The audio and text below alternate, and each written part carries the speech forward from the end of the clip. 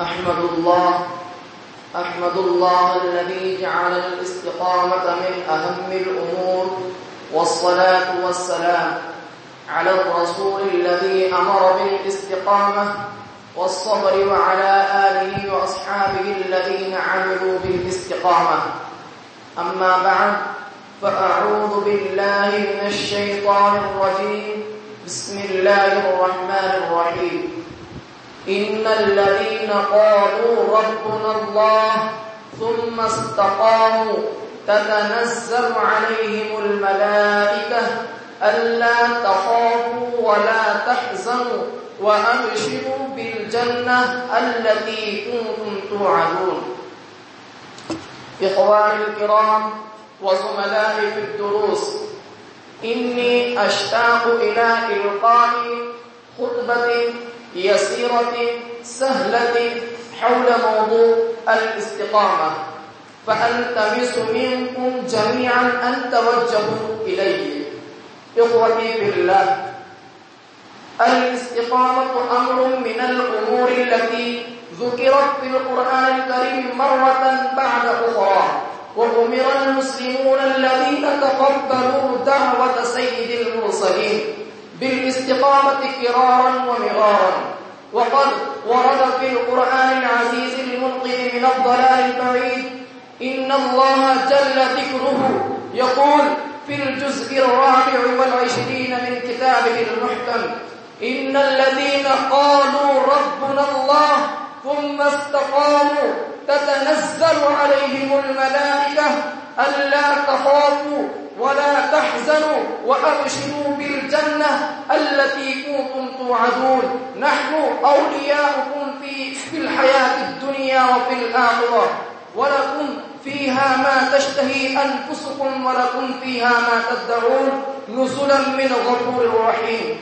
إخواني، وقد أوضح الله تبارك وتعالى في هذه الآية الكريمة أن من دخل في حظيرة الدين الحنيف بصدق قلبه والاستقامة والصبر على الأمور الدينية فالملائكة يتنزلون من السماء، الملائكة الذين لا يأكلون ولا يشربون، الملائكة الذين لا يفتقرون إلى المآكل والمشارب، ويقولون: لا تخافوا، لا ترهبوا، لا تحزنوا، لا تشعروا بالغم، أبشروا بالجنة، أبشروا بنعيمها، أبشروا بممارق مصفوفة وزرافي مبثوثة.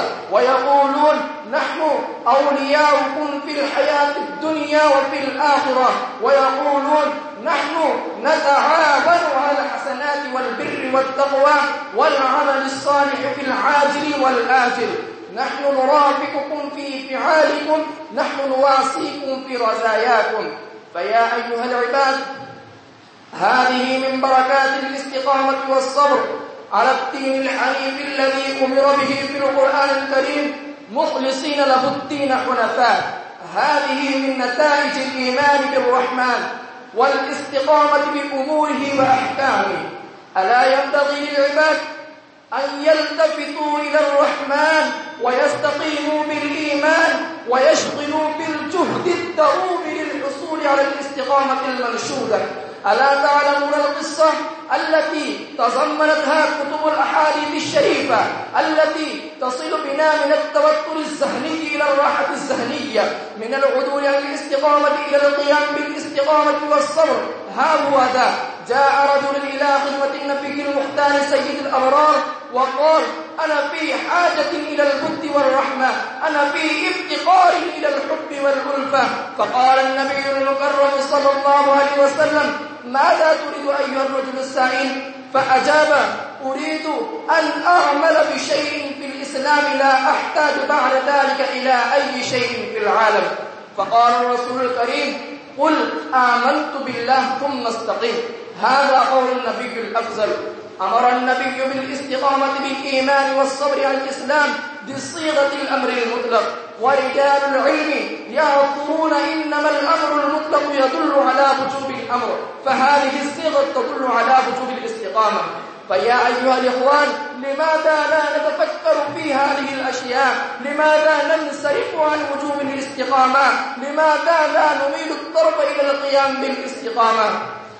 إن النبي المحترم صلى الله عليه وسلم أمر بالاستقامة، لأن الله تعالى أمره بالاستقامة بهذه الصيغة، كما ورد في الكتاب الخاتم الذي نزل على قلب النبي الخاتم بالشكل الخاتم: فاستقم كما أمرت ومن تاب معك.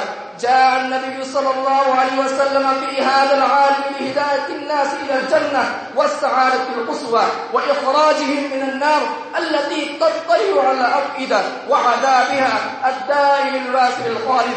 فالنبي الكريم صلى الله عليه وسلم عمل بالأمور الإلهية وعمل بالقرآن كله، ثم أمر الناس كافة بالعمل بالأمور القرآنية والسنن النبوية. هكذا إن تريدوا أن تزدهروا في دينكم وأمور دينكم وتحصلوا على رضوان الرب الجليل والجنة التي عرضها السماوات والأرض، فعليكم يا أيها الإخوان أن تحققوا بالاستقامة بالإيمان والصبر على الإسلام.